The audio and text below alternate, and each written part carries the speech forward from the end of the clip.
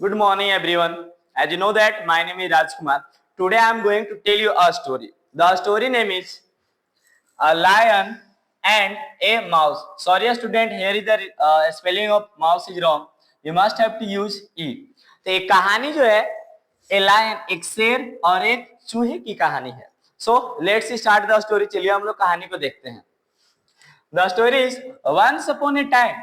Once upon a time इसको हिंदी में हम लोग कहते हैं एक समय की बात है. एक समय की बात है. There lived a lion and a mouse.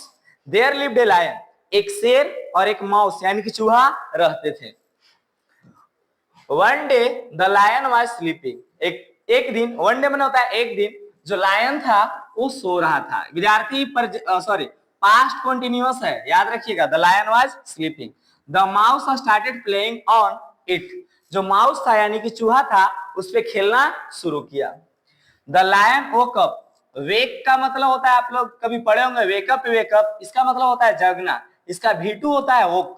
जो अब चूहा जो है शेर के ऊपर खेलना शुरू किया तो जो शेर है वो जग गया. The lion woke up. He caught up the mouse and was going to kill. He caught up the mouse. वह क्या किया कि पकड़ लिया. जो था शेर जो था वो चूहा को पकड़ लिया.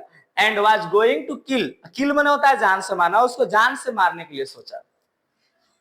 The mouse requested forgiveness. जो माउस था, जो चूहा था, उसको रिक्वेस्ट किया forgiveness. Forgiveness कहने का मतलब है कि क्षमा मांग. वह रिक्वेस्ट किया कि हमको क्षमा कर दीजिए, जान से मत मारिए.